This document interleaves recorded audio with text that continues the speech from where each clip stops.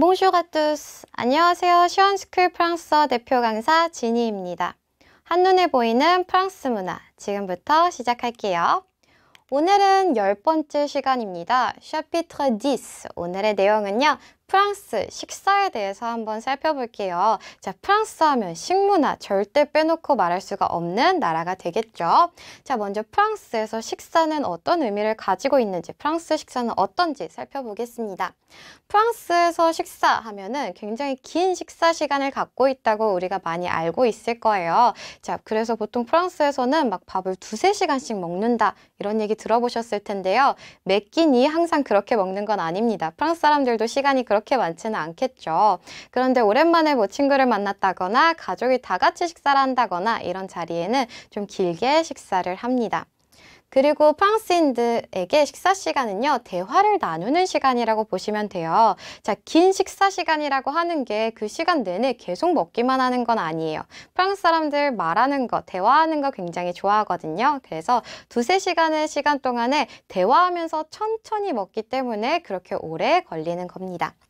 그리고 프랑스에서 저녁 약속을 잡게 되면 살짝 당황할 수도 있어요. 왜냐하면 프랑스는 비교적 늦은 저녁 식사 시간을 가지고 있거든요. 보통 우리나라 같은 경우는 저녁 식사 시간 보통 한 6시, 늦어도 7시 이 정도로 생각하시죠. 그런데 프랑스에서 이제 누군가와 저녁 약속 시간을 잡으면은 막 8시 반에 보자라고 하는 경우 있을 겁니다. 그렇기 때문에 당황하지 마시고 프랑스에는 4시 정도의 간식 시간이 있어요. 티타임 같은 4시 정도에 우리도 간단한 티랑 스낵 마시면서 버텼다가 저녁 식사 맛있게 하시면 되겠습니다. 자, 이번에는요, 프랑스 식사의 순서에 대해서 알아볼게요. 아까 프랑스 식사 시간 굉장히 길다고 했었어요. 우리나라 같이 한 번에 나오게 되면은 그냥 음식 다 차려놓고 다 씻고 있는데 대화만 막 해야 되고 이럴 텐데 프랑스 같은 경우는 코스로 이렇게 나오기 때문에 중간중간 대화를 하면서 식사를 길게 할 수 있는 거거든요. 자, 순서를 살펴보면 먼저 가장 처음 먹게 되는 아페리티프가 있습니다. 자, 우리 전에도 한번 제가 언급한 적이 있었는데 우리 끼르라고 하는 와인 칵테일 기억나시나요? 그 끼르라는 거 식전주로 많이 먹는다고 했어요. 그 식전주 마시는 타이밍이 바로 요 아페리티프입니다. 이때는 그냥 식욕을 돋구기 위한 식전주 한 잔 이렇게 마신다 보시면 되겠습니다. 그 다음 두 번째는요, entrée hors d'oeuvre라고 하고 있는데 보통 우리가 전체 요리라고 생각해 주시면 돼요. 그 다음 세 번째는요, plat, 메인이라고 보시면 됩니다. 메인 요리는 plat. 그 다음 순서는요, 메인 먹고 나면 바로 디저트로 넘어갈 거라고 생각하지만 프랑스에는 약간 특이한 게 있어요. 프랑스랑 치즈. 반드시 같이 나와야 하는 단어죠. 그래서 메인을 먹고 난 다음에 디저트를 먹기 전에 이렇게 치즈를 먹습니다. 그런데 이거는 사실 뭐 필수적인 건 아니고요. 보통 예전에 이제 정형적인 순서대로 한다면은 중간에 치즈 먹는 시간이 있다라는 겁니다. 그 다음 치즈 먹고 난 다음에는요, 이제 드디어 디저트를 먹습니다. 그리고 나서 커피 혹은 차, 카페, 때 이런 것들 마시게 됩니다. 자, 그럼 하나하나 먼저 살펴볼게요. 가장 먼저 먹게 되는 아페리티프 같은 경우 아까 봤던 것처럼 식전주 간단하게 마신다고 보시면 돼요. 아페리티프 마시고 난 다음에는요, 이제 식욕을 돋궈줄 수 있는 간단한 전체 요리 먹게 됩니다. entrée hors d'oeuvre. 우리가 잘 알고 있는 에스카르고 같은 거, 달팽이 요리, 그리고 샐러드 같은 거 이때 먹는다라고 보시면 돼요. 이것들 다 먹고 나면요, 메인 먹을 거예요. 플라로 넘어가는데 메인 요리로는 이런 스테이크를 먹을 수도 있고요. 아니면은 뭐 닭고기나 오리고기 요리를 먹을 수도 있고 아니면은 생선 요리를 먹을 수가 있겠죠. 자, 이렇게 배불리 먹고 난 다음에 프로마주, 치즈로 넘어갑니다. 치즈로 넘어가서 다양한 치즈들 플레이트에 담아서 뭐 크래커, 빵 위에 올려 먹거나 크래커에 올려 먹거나 이렇게 먹습니다. 치즈까지 다 먹고 났다라고 하면 본격적인 디저트, 데세르 먹을 거예요. 디저트는요, 자, 이렇게 프랑스 하면 디저트 빼놓을 수가 없죠. 정말 많은 디저트 종류들이 있는데요. 케이크 같은 걸 먹을 수도 있고 아니면 아이스크림 같은 거 먹을 수도 있고요. 아니면은 그냥 간단하게 과일 샐러드 먹을 수도 있습니다.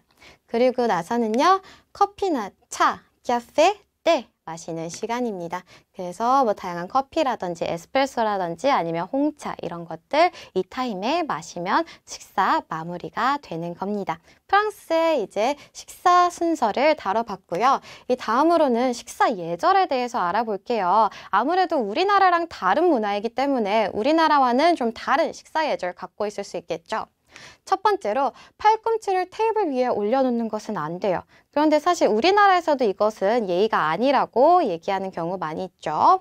그 다음 두 번째, 코 훌쩍이는 것도 안 됩니다. 사실 이거는 우리나라와는 약간 반대되는 거라고 보면 되는데 우리나라는 밥상머리 앞에서 코 푸는 게 굉장히 실례되는 행동이죠. 차라리 코가 나온다라고 하면은 살짝 조용히 훌쩍이는 게 더 나을 수도 있어요. 그렇지만 프랑스에서는 이렇게 훌쩍이는 거는 굉장히 불쾌하고 예의에 벗어나는 행동입니다. 그래서 차라리 콧물이 나온다라고 할 때는 고개를 좀 돌려서 코를 푸는 것이 오히려 더 낫다라고 생각하세요.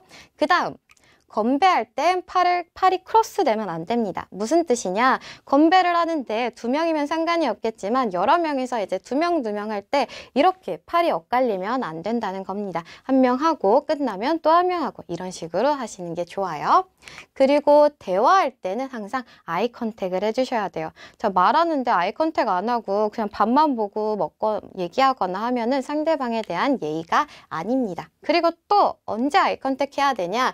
건배할 때도 잔만 부딪히는 게 아니라 잔을 부딪히면서 상대방의 눈을 바라봐줘야지 그게 예의다 라는 겁니다. 요 식사 예절들 잘 알아두시고 프랑스 가서 프랑스인들과 기분 좋은 식사하는 게 좋겠죠. 자, 이번에는요 프랑스의 식당에 대해서 한번 분류를 한번 해볼게요. 자, 크게 이렇게 4가지 정도로 분류를 할 수가 있는데 먼저 첫 번째 카페입니다.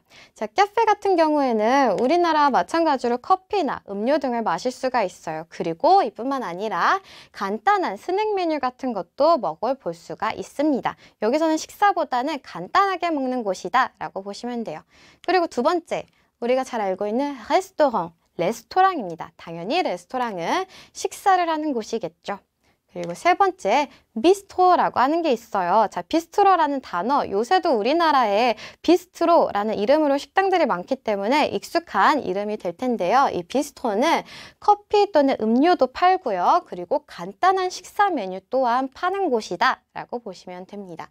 그 다음 마지막으로는 브라스리라는 곳이 있어요. 이 브라스리는 맥주 마시는 곳이다 라고 보시면 되는데 맥주뿐만 아니라 식사 메뉴들도 존재합니다. 식사도 하고 맥주도 마시는 곳이다.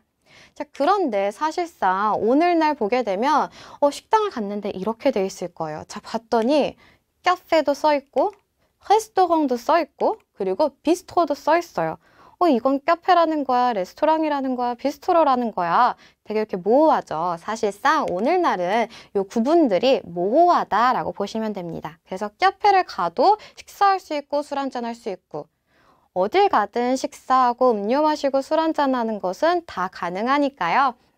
잘 찾아가시면 될 것 같아요. 자, 그리고 프랑스의 팁 문화에 대해서도 알려드릴게요. 우리 전에 파리 여행 관련된 거 하면서 제가 살짝 가르쳐 드리긴 했는데 프랑스어로 팁은 포르부아르라고 하는데 프랑스의 팁 문화가 굉장히 유명하지만 그때도 말씀드렸지만 의무는 아니에요. 내가 정말 좋은 서비스를 받았다라고 했을 때만 그냥 내가 마음이 내켜서 지불하면 되는 것이지 내가 서비스를 잘 받지 못했는데도 막 눈치 봐가면서 줘야 되고 이런 건 아닙니다. 그리고 그때 말씀드렸지만 5% 정도 주면 된다고 했었죠.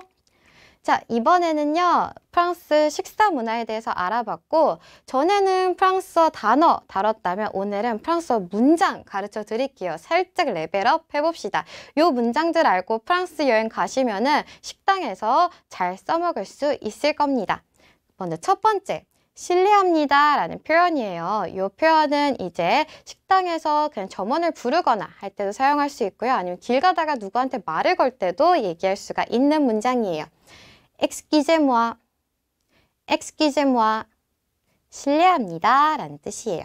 그 다음 메뉴판 주세요. La carte s'il vous plaît, la carte s'il vous plaît. 자, s'il vous plaît 라는 표현이 영어의 please에 해당하는 표현이라고 보시면 돼요. 그리고 앞에 나와 있는 la carte라는 것은 메뉴판입니다. 그래서 메뉴판 주세요.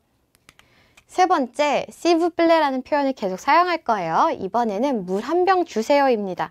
프랑스 같은 경우는 물을 돈 주고 사 먹어야 되는 나라예요. 우리나라는 물이 공짜지만. 그치만 공짜 물도 있습니다. 수돗물 달라고 하면은 공짜거든요. 수돗물, 공짜물 달라고 할 때는요. une carafe d'eau, s'il vous plaît. 다시 한번 une carafe d'eau, s'il vous plaît. 이렇게 말씀하시면 돼요. 그 다음 네 번째, 계산서 주세요. 프랑스 같은 경우는 계산할 때 보통 자리에서 합니다. 뭐 캐셔에 가서 하는 게 아니라 자리에서 직접 계산하기 때문에 식사 마치고 계산할 때는 점원을 불러서 excusez-moi 라고 부를 수 있겠죠. 불러서 계산서 주세요. l'addition s'il vous plaît. l'addition s'il vous plaît. 이렇게 말하고 계산서 받고 자리에서 계산하고 나가시면 되겠습니다. 자, 이 문장들 알아두시면 프랑스 여행할 때 굉장히 도움 되겠죠. 잊지 마시고 반드시 잘 기억해 주세요. 저는 다음 시간에 새로운 내용으로 찾아올게요. 다음 시간에 만나요. Au revoir.